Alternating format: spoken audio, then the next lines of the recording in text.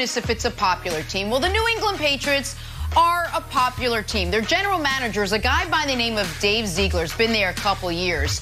Dave literally helps Bill Belichick pick the players on the team. Take a look at this picture. Look carefully over Ice-T's shoulder. There's a guy back there. That's Dave Ziegler. That's a scene out of Law & Order. That is a cameo of Dave in Law & Order. Do you know who else had a cameo, played an extra in Law & Order? This girl right here. Do you know how small that group is of people that have ever played extras in Law & Order? It's like no one. The show's barely been on the air. It's a small club. I got an in with Dave Ziegler. There's like 5 of us that have ever done this thing. News. Get ready to be breaking Patriot stories next year. News. It is going to be one broken story after another, Wilds. Hey, Garrett Richards, new acquisition for the Red Sox from the Padres, had his Red Sox debut yesterday in spring training. Gave up a few hits, finding the bases get loaded, and he walks Contreras. And then Alex Cora's like, that's it, mercy rule. Inning's over. I'm like, okay, watch. Just walks. And like, that's it, guys. It's mercy rule. We're gonna end the inning. It's a new spring training rule. Like, that's it. That's fine. Comes back for the second inning. 1, 2, 3 inning. Perfect. You know what? Have this in all games and have this in all just life in general. Things aren't going your way. You know what? Mercy rule. I got a bad take. Just mercy rule on the segment. I'll be back next segment. That's it. If I flub a word, we call it a day. We come back tomorrow. I love it. I love it. All right, moving on now. So J.J. Watt announced yesterday he's taking his talents to Arizona to join the Cardinals. J.J. said he wanted to play for a contender, reportedly mulling the Packers, the Browns, and the Titans, yet he picks the 8-8 Cardinals. 2 years, JJ's ready to go. $23 million guaranteed. Hey, I don't know. Maybe Texans could have possibly have gotten something back for him after all with that kind of money. Here's JJ on a new chapter in Arizona. I'm very excited. My wife and I are very excited to be here. Mr. Bidwell, Steve, everybody here has been unbelievable so far. And I'm just excited to get started. I'm very excited to get started, get to work, get to know the people of Arizona, and to go to work to try and help them win a championship. And the one thing that I can promise you is I'm going to work my ass off every single day to make you proud. And I'm very proud to be a part of the Bird Gang and the Red Sea. So let's get started. Bird Gang. $23 million, and he has to carry his own sneakers. They have little sneaker bags. Brandon, how surprised are you JJ ended up signing with the Cardinals? With all the teams we were discussing this past week. Right, I know, and then there was a report that the Colts were in on him and offered them the most money, and he turned that down. So I'm surprised because I thought it was about winning. You know, from a football's perspective, it makes sense. You know, this is a dude that loves to play the 4 technique. Now you pair him with Chandler Jones, and now you can allow him, let him use his natural slip and speed the power, which is going to create havoc for anybody on the opposite side. So this could be a very impactful move for that defense. But when you think about winning championships, I just don't know if the Cardinals have enough. Like, I love the pieces that they have, but when you compare them to other situations, I'm not sure they can compete.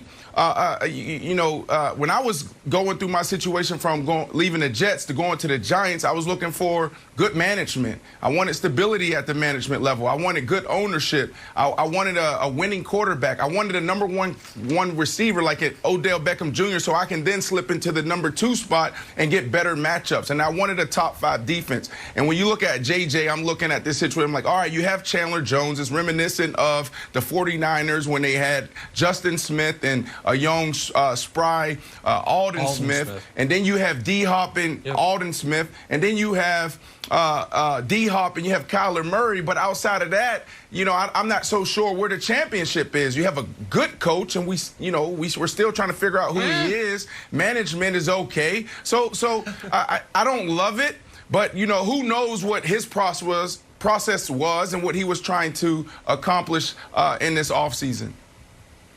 Listen, I don't begrudge him for his decision. He chose great weather, great golf, great money, great lifestyle. Good for him. He's earned it.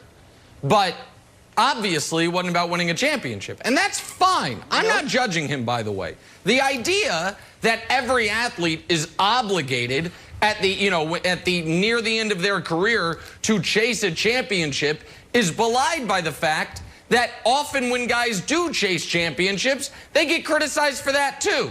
But forget the Cardinals winning the Super Bowl. Right now, I offer you an even money bet. You have to pick a side. What side you picking? The Cardinals win their division or the Cardinals finish last in their division?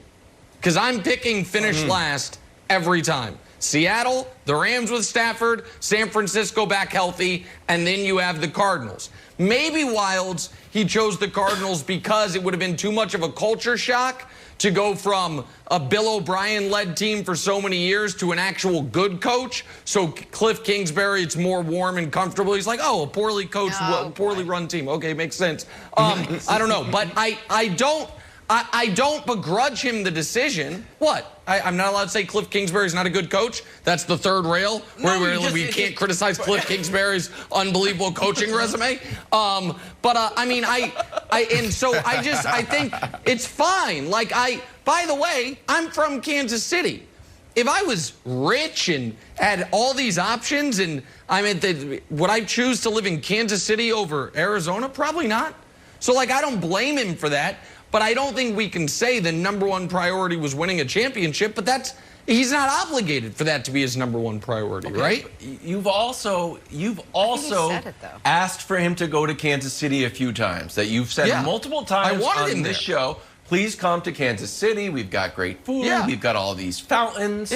You know, it's great. And you read and Patrick Mahomes, but then you're saying you wouldn't go back there. So, you know, I feel like you are a little bit mad at J.J. Watt, and it's manifesting in some Cliff Kingsbury. That's not true. Shots at Cliff. Because I didn't think I thought he was going to go to Green Bay. Wildes, I wanted him to go to Kansas City. I never thought he was, but I think most people, Wildes, thought he was going to go to the best available place to win a title or go play with his brothers. I don't think many people saw Arizona as even in the top 10 most likely destinations. But you never know. You never know. The brother thing is odd too. The brother thing is odd too. It's like, hey, come play with me. Like, nah, you know, it's just we're gonna be fighting all the time. It's just too much. Hey, you know who the secret big loser is here, Brandon? You know, your old buddy Russell Wilson. Look, we pulled up his schedule of players that he has to face. And I know he's telling Pete Carroll, like, hey, Pete Carroll, I'd like a little protection. Uh-oh, buddy. You're going to have to double down now. Look at this squad. He's got Bosa twice. He's got Donald twice. Now he's got J.J. Watt and Jalen Jones twice. Young and Sweat get them once. Khalil Mack get once. Darius Smith get once. Forrest Buckner once. Friend of the show, Cam Jordan. So the domino effect here, Brandon, is that Russell Wilson, I'm not demanding a trade, but by the way, if I were to demand the trade, these are the 4 teams that I would accept a trade to. I feel like we have to ratchet that up just a little bit more if he's tired of getting hit, and this is the gauntlet of opponents he has to go through. Plus, we don't know he's the 17th game. Who knows who that's going to be? Probably throw another, great defensive player on there for the 17th game too.